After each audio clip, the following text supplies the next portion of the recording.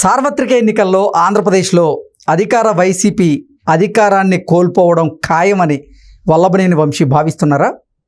అందుకే నన్ను క్షమించండి, నేను తప్పు చేశాను అంటూ టీడీపీ నేతలతో ఆయన రాయబారం కుదుర్చుకునేటువంటి ప్రయత్నం చేస్తున్నారా? అందులో భాగంగానే ఆయన అమెరికాకి వెళ్ళి అక్కడ ఆయన సామాజిక వర్గానికి చెందిన ప్రముఖులతో మాట్లాడి టీడీపీ అధినాయకత్వంతో రాయబారం కుదుర్చుకునేందుకు ప్రయత్నాలు చేస్తున్నారా అంటే అవునని సమాధానం ఇస్తున్నారు కొంతమంది రాజకీయ విశ్లేషకులు.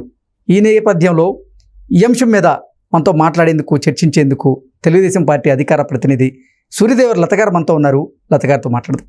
లత గారు నమస్తే అండి. నమస్తే. లత గారు, సార్వత్రిక ఎన్నికల్లో వైసీపీ ఓడిపోవడం ఖాయమని వల్లభనేని వంశీ భావించాడని, అందుకోసం ఆ ఓటమి భయంతోనే వల్లభనేని వంశీ వైసీపీని వీడి టీడీపీ కానీ లేదంటే భారతీయ జనతా పార్టీ తీర్థం పుచ్చుకునేందుకు సిద్ధంగా ఉన్నారని, టీడీపీ నాయకులతో ఆయన రాయబారం కుదుర్చుకునేందుకు కూడా అడుగులు వేస్తున్నారు.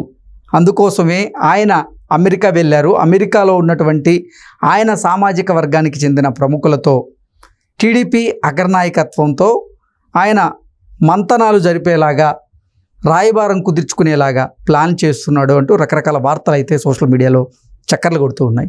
ఏంటి ఆ వార్తల్లో వాస్తవం ఉందంటారా? చేసిన తప్పు అంటారు కదా, గంగలో మునిగినా కూడా పోదని. అలాగా మాట్లాడిన మాటలు ఎక్కడికి పోతాయి? నువ్వు ఏ పార్టీని అడ్డు పెట్టుకొని ఎవరిని, తెలుగుదేశం పార్టీలో ఆ పార్టీ పెట్టిన భిక్షతో నువ్వు ఎమ్మెల్యే అయ్యావు.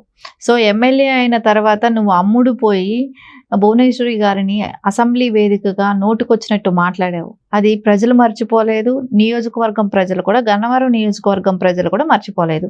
ఎందుకంటే అందరికీ కోపం ఉండొచ్చు, కానీ గన్నవరం నియోజకవర్గంలో ఉన్న ప్రజలకైతే మటుకు అది వాళ్ళ ఓటుతో వాళ్ళ కసి తీర్చుకునే అవకాశం కూడా వాళ్ళకు వచ్చింది. ఎందుకంటే నువ్వు మాట్లాడిన మాటలే కానివ్వండి, ఇలాంటివన్నీ కూడా ఏ సమాజంలో ఎవరు కూడా హర్షించరు ఆ మాటల్ని. అసెంబ్లీలో లేని వ్యక్తిని గురించి, రాజకీయాల గురించి మాట్లాడిన వ్యక్తిని గురించి అప్పట్లో అసలు అప్పటి వరకు రాజకీయాల గురించి ఎప్పుడైతే భువనమ్మ గారు ఎప్పుడు వచ్చారు రాజకీయాల గురించి మాట్లాడటం, బాబు గారు అరెస్ట్ అయిన దగ్గర నుంచే తను బయట వచ్చారు. నిజం గెలవాలి యాత్ర దగ్గర నుంచే రాజకీయాల గురించి మాట్లాడుతున్నారు. అంతకుముందు అసలు ఏ రోజు రాజకీయాల గురించి మాట్లాడిన వ్యక్తి కాదు. అలాంటి వ్యక్తిని దూషించటం, మాట్లాడటం అనేది ఎవరు కూడా సహించలేకపోయారు. సో ఆయనకి అప్పటికే తెలిసిందేమో, కొద్ది రోజులకే చెప్పాడు, నేను తప్పు చేశాను, నేను ఏదో మాట్లాడాను అని అన్నాడు. కానీ అదంతా రాంగ్, కావాలనే మాట్లాడాడు. దాన్ని పర్యవసానం ఎలా ఉంటది అనేది అప్పుడే గెస్ చేశాడు. సో గెస్ చేసినా ఇప్పుడు సీటు తెచ్చుకున్నాడు, మళ్ళా ఎలక్షన్కి వెళ్ళాడు. టీడీపీ ఓట్ బ్యాంకే అక్కడంతా ఉండేది. సో ఏ సామాజిక వర్గం దగ్గరికి వెళ్ళి అమెరికాలో ఇచ్చేద్దాం అనుకున్నాడు, అదే సామాజిక వర్గం ఆ నియోజకవర్గంలో కూడా ఉంది. సో వాళ్లే బుద్ధి చెప్పాలనుకొని ప్రిపేర్ అయి ఉంటారు కదా. ఖచ్చితంగా వంశీని గెలవనివ్వకూడదు. గెలిస్తే రేపొద్దున ఇలాంటి బాధలు, ఇలాంటి మాటలన్నీ మనం పలుమార్లు వినాల్సి వస్తుంది. చేసిన తప్పుని మళ్ళా నేను ఏదో అన్నాను అనేది కూడా మళ్ళా చెప్తాడు. ఇలాంటి వ్యక్తిని గెలవనివ్వకూడదు. ఏ పార్టీ అయితే భిక్ష పెట్టిందో, రాజకీయ భిక్ష, అదే పార్టీని మాట్లాడటం ఎవరు కూడా సహించలేకపోయారు. సో ఇవన్నీ జరిగిన వెంటనే ఆయనకి ఓడిపోతామని తెలిసింది. జగన్మోహన్ రెడ్డి ఇచ్చిన డబ్బుల్ని కూడా దాచుకోవటం జరిగింది. పంచలేదు, పంచితే ఓడిపోతాం, ఎలా పంచినా కూడా వేస్టే కదా అనే ఉద్దేశంతోనే దాచుకోవటం జరిగింది. అమెరికా వెళ్ళాడు, ఈ నెల 17వ తారీఖున వెళ్ళాడు. అంటే కొడుకు అక్కడ చదువుతున్నాడు కాబట్టి వెళ్తున్నాను అన్నట్టు వెళ్ళటం జరిగింది. కానీ వెళ్ళిన రీజన్ వేరే. అంటే ఇక్కడ ఎలాగో ఓడిపోతున్నాం, సో ఇప్పుడు పార్టీ తెలుగుదేశంలో అయితే వచ్చేది ఇంపాసిబుల్, ఎవరు రానిచ్చుకోరు. తనకి కూడా తెలుసు, వచ్చినా ఇక్కడ మర్యాద ఉండదు, రాణించుకునే అవకాశం కూడా లేదు, ఎవరు కూడా అతనికి రప్పించే అవకాశం కూడా లేదు. అంత సాహసం చేసి వచ్చి కూడా బాబు గారితో మాట్లాడే సాహసం కూడా ఎవరు కూడా చేయలేరు అతని తరపున. సో అంత రకంగా బాధపడ్డారు కాబట్టి ఖచ్చితంగా ఆయనకి ఇక్కడ ఛాన్స్ లేదు తెలుగుదేశంలో. కాబట్టి బీజేపీకి ఛాన్స్ కోసం కూడా ట్రై చేస్తున్నాడు. బీజేపీ పొత్తులో ఉంది కాబట్టి అక్కడ కూడా వచ్చే అవకాశం అయితే ఉండదు. మేబీ ఒకవేళ ఆయన కోసం ఎవరు వకాల్తా తీసుకొని మాట్లాడతారా అన్న వాళ్ళు కూడా తిట్టడం జరిగింది. నేను వంశీని తిట్టడం జరిగింది. నువ్వు చేసినది తప్పు, నువ్వు చేసిన తప్పులకి ఈ రోజు నీకెవరు మేమేమీ చేయలేము అని గట్టిగా వాళ్ళు చెప్పటం కూడా జరిగింది అమెరికాలో. దానికని ఇప్పుడు అక్కడ కూడా ఆయనకి ఏమీ సపోర్ట్ లేదు, అక్కడ కూడా ఆయనకి ఎక్కడ మద్దతు దొరకలేదు. ఇక్కడ ఉండి అందరితో రేపు పొద్దున గవర్నమెంట్ లేకుండా, అంటే వైసీపీ గవర్నమెంట్ ఉంటే పరిస్థితి ఏ విధంగా ఉండేదేమో, కానీ రేపు టీడీపీ వస్తే ఇక్కడ ఉంటే అందరూ చీత్కరించుకుంటారు. సో ఇక్కడ తిరగటానికి కూడా అతను ఇదవుతున్నాడు కాబట్టి అక్కడ గ్రీన్ కార్డు చేసుకుందాం అనే ఆలోచనలో కూడా ఉంటున్నాడు. అక్కడ అంటే ఇప్పుడు దోచిన డబ్బులు చాలానే ఉన్నాయి. ఇసుక మాఫియా కానివ్వండి, ఈ 5 ఏళ్ళు దోచిన డబ్బే కానివ్వండి, ఇప్పుడు జగన్మోహన్ రెడ్డి పంచమని ఇచ్చిన డబ్బును కూడా దాచుకోవటం జరిగింది. కాబట్టి ఇవన్నీ డబ్బులు తీసుకెళ్ళి అమెరికాలో ఇన్వెస్ట్ చేసుకుంటూ అక్కడ గ్రీన్ కార్డు తీసుకునే ఆలోచనలో కూడా ఉన్నట్టు తెలుస్తుంది. ఎలాగైనా కానీ తెలుగుదేశంలో అయితే వచ్చే అవకాశం అయితే లేదు, చేర్చుకునే అవకాశం కూడా లేదు. సో అంటే ఆయన ఇప్పుడు వైసీపీకి ఓడిపోవడం ఖాయమని భావనకు వచ్చేసారా? అందుకే ఆయన పక్క చూపులు చూస్తున్నారా?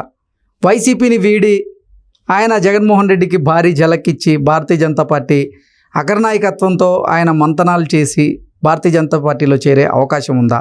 ఎందుకంటే భారతీయ జనతా పార్టీలో ఇక్కడ చూసుకున్నట్లయితే ఆంధ్రప్రదేశ్లో ఉన్నటువంటి భారతీయ జనతా పార్టీ లీడర్లు ఎవరైతే ఉన్నారో ఆయన్ని యాక్సెప్ట్ చేసేటువంటి పరిస్థితి లేదు అనేది ఆ సంకేతాలు బలంగా కనబడుతున్నాయి అంటే కూడా కొన్ని వార్తలు వస్తున్నటువంటి నేపథ్యంలో అందుకే ఆయన అమెరికా వెళ్ళి అమెరికాలో నుంచి ఆయన సామాజిక వర్గంలోని పెద్దలు ఎవరైతే ఉన్నారో ఆ పెద్దలతో భారతీయ జనతా పార్టీ అగ్రనాయకత్వంతో మంతనాలు చేసేలాగా ఆయన అడుగులు వేస్తున్నాడు అంటూ రకరకాల వార్తలు అయితే వస్తూ ఉన్నాయి. ఏంటి నిజంగా ఆయనలో ఓటమి భయం మొదలైందా? ఓడిపోతాడన్న భయంతోనే మళ్ళీ టీడీపీ అధికారంలోకి వస్తే ఆయన మీద కక్ష సాధింపు చర్యలు ఉంటాయని భావించే ఆయన ఇప్పుడు భారతీయ జనతా పార్టీ పంచం చేరబోతున్నాడా అంటే ఏం చెప్తారు? ఇప్పుడు ఒక విషయం, ఎవరైనా కూడా ఏ పార్టీ అయినా తీసుకునే ప్రయారిటీ ఏ విధంగా ఉంటుంది, వాళ్ళ బ్యాక్గ్రౌండ్ ఉంటుంది. సో వాళ్ళకి ప్రజాదరణ ఎంత ఉంది అని ఆలోచిస్తారు కదా.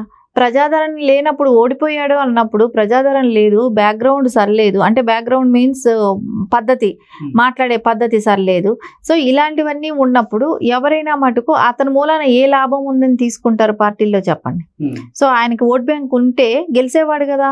సో రేపు ఓట్ బ్యాంక్ లేదు, గెలవడనే భయము, ఇంకా రిజల్ట్స్ రాకముందే అతనికి భయం పట్టుకుంది కదా గెలవం అనేది. సో ఇప్పుడే నువ్వు ఏ పార్టీలోకి వెళ్ళాలన్న ప్లాట్ఫామ్ ఎత్తుక్కుంటున్నావు అన్నప్పుడు సో అతనికి ప్రజాదరణ లేని వ్యక్తిని ఏ పార్టీ మటుకు ఎందుకు ఆహ్వానిస్తుంది? ఇప్పుడు ఆయనతో వచ్చే అవసరం ఏముంటుంది? ఏమన్నా రేపు పొద్దున మళ్ళీ ఏమైనా ఇప్పుడు దగ్గరలో ఉన్నాయా ఎలక్షన్స్ ఏమన్నా?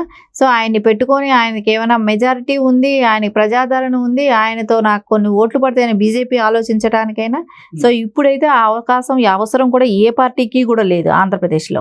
సో ఇప్పుడు ఏ పార్టీ వాళ్ళు కూడా చేర్చుకునే అవకాశం కూడా ఉండదు. ఆయనకి ప్రజాదరణ లేదు కాబట్టి ఓడిపోయాడు కాబట్టి ఆయన అవసరం కూడా ఎవరికి లేదు. సో అయితే పార్టీ మాట అయితే కన్ఫర్మా? అంటే వైసీపీ నుంచి ఆయన బయటకు వెళ్ళాలని ప్రయత్నం చేస్తున్నాడా? ఏమో, రేపు పొద్దున గ్రీన్ కార్డు తీసుకొని అమెరికా వదిలే బయట రాడేమో, అలా ఎందుకు అనుకోకపోతే. అంటే రాజకీయ సన్యాసం తీసుకుంటున్నాడు అంటారు. ఇంకా గన్నవరంలో గెలిచే అవకాశం లేనప్పుడు రాజకీయ సన్యాసం తీసుకోకుండా ఇంకేం చేస్తాడు చెప్పండి. ఆయన ఖచ్చితంగా ఇక రాజకీయాలకు అనేది ఏ రోజైతే భువనమ్మ గారిని మాట్లాడటం జరిగిందో ఆ రోజుతోనే ఆయన రాజకీయ జీవితం అనేది సమాప్తం అయిపోయింది. సో ఇంకా మటుకు ఆయనకు రాజకీయంలో భవిష్యత్తు అనేది లేదు. అందుకని ఆయన కూడా ప్రిపేర్ అయిపోయాడు. అందుకే అమెరికాకి వెళ్ళాడు, గ్రీన్ కార్డు తీసుకొని అక్కడే సెటిల్ అవుతాడు. కానీ ఇంకా రాజకీయ జీవితం అనేది శూన్యం. ఓకే అండి, థ్యాంక్ యూ.